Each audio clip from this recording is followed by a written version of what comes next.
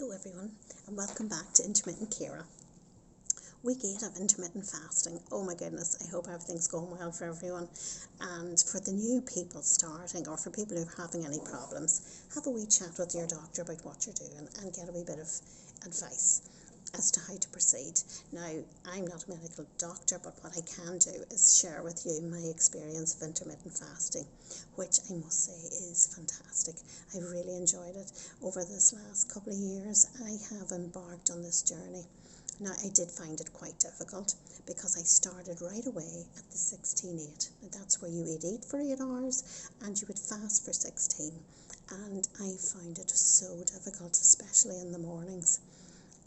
What I would say to you is break yourself in nice and gently and start off with a 12 hours fast and a 12-hour feast so that your body doesn't get the big shock and that ghrelin, which is your hunger hormone, doesn't start to shout and roar at you. Now, my ghrelin, thank goodness, has really calmed down. I can't get over it. I am quite easily going through my fast and feast, so much so that I am now doing a 20-hour fast most days and a 4-hour feast, and that suits me perfectly.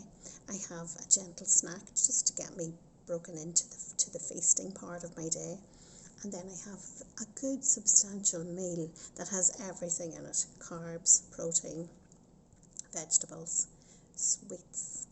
I put everything in it, pack everything into it, and that leaves me satisfied then for the evening. I try to finish eating at about 3 o'clock. And I try to push myself, now today I'm supposed to start eating at 1:30, and if I get to 1:30 I might push myself on another wee bit, but I want to finish eating at 3 or 4 because I think that suits me great, and then I'm well satisfied for the evening ahead, for the 5 or 6 hours that I'm up after I finish my last meal. I'll be satisfied with what I've got, and you get that way after a while with intermittent fasting. That less does you. I used to be preparing breakfast, lunch and dinner, and always being organised, always having something in. I don't do that now. I would just do far less shopping and far less cooking and far less clearing up and all that sort of thing. Leaves you time to do more things. I do a lot of walking. That would be my main exercise at the minute with lockdown. Before lockdown I would have swam a lot. Oh, I love it and I fairly miss it.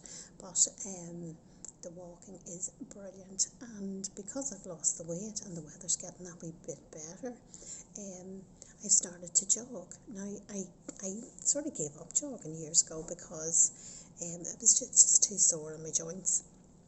But I've discovered with the weight loss that my joints aren't as sore, and I was a wee bit late when I was meeting up with my friends last week to walk, and I told them, well, they actually went on ahead without me and told me to ring them, but I went round another way, and I met them coming the way we normally go, so I sort of went clockwise and they were going anti-clockwise, but anyway, I jogged round so that I wouldn't miss them.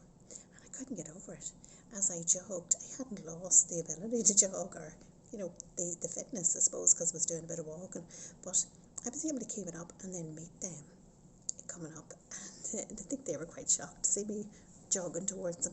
But I've incorporated a wee bit of jogging now in my walking, and I have my stepper app. Now, I notice in the winter it's hard for me, especially in a wet, windy day, to get my 10,000 step done, when you're not going out much. But during this weather, the weather getting a wee bit better, I have no problem doing 16,000 steps. Not a bother at all, especially now that I'm doing a wee bit of jogging and a wee bit of walking. Now, I have the app on the phone, my fasting app, and it's telling me I'm at 16 and a half hours fasting at the minute. Now, I'm not hungry. I'm sipping away on my green tea, and I'm having my carbonated water. Now, that is a clean fast, and I would say to you to try and do the clean fast. It's very good, and it's a lot easier. If you start taking a wee nibble or a cup of coffee with milk, which is what I did at the start, it's harder. I think you get really hungry when you do that, but I suppose because you've introduced a bit of an insulin spike by having your creamy coffee or your milky coffee, and then ghrelin gets a hold of you again. So I'm really doing the clean fast, and I find it much easier, so I'd advise you to do that. Now, once you have your fast over and you start your feast, then take it easy and then have your big meal and then stop and work it that way. Now, I love listening to Dr. Jason Fung on YouTube, because he gives me all the sciencey bits. And he was talking about Hippocrates, who's the father of modern medicine. And Hippocrates used to say that fasting was the physician within. Fasting was so important to anything medical. Once you get sick, you lose your appetite and you fast naturally. And animals are the same. And they give their bodies a bit of a rest, and the energy goes towards healing whatever issue they have. And it's been about for years, it's been about for centuries, and it's not new, so it's not a fad. You're doing something that has worked throughout the ages, and people don't do it because nowadays modern day living especially encourages people to eat constantly, eat on the run, have food handy. I mean, you couldn't go downtown without passing a coffee shop or a bun shop or some sort of a fast food outlet. So we're in that mindset now where you just eat on the go and you eat often. And we have to really work on that and stop that. Now, another thing I discovered, now, as well as insulin controlling your blood sugars, there's glucagon. And it is, I suppose, it is the accompaniment to insulin and blood sugar control. So whenever you eat, you get an insulin spike. Whenever you don't eat, you get a glucagon spike.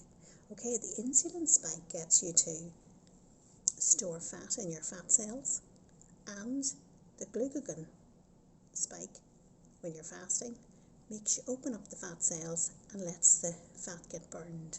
So I didn't realise that before, or if I did, I've forgotten about it. But so your hormones play a big part in working with you for your control of your blood sugars. So while you're eating, you're spiking insulin, and while you're fasting, you're spiking in glucagon. And that's another reason. If you didn't fast, if you didn't give your body that wee break, your glucagon wouldn't be sparked to open up the fat cells for fat burning. Okay, so that's autophagy you'd be missing out on, which is the hoover that hoovers up all the toxins, bacteria, viruses in your body, and rejuvenates your cells and eats up all the bad cells. And you wouldn't have that, and you wouldn't have the glucagon. So it's really beneficial to fast. And I've noticed my hair and my skin and everything is in much better condition. I don't use makeup, but I'm sure you're probably thinking you should use makeup, but I'm really quite pleased with my skin and everything. I'm very, very healthy. I feel great, and I think it's all to do with my intermittent fasting journey, and I'm really glad to be doing this channel and to be chatting to people. I hope that it's a wee bit of a help to you, and that you would consider following this train of thought or diet, lifestyle, if you like.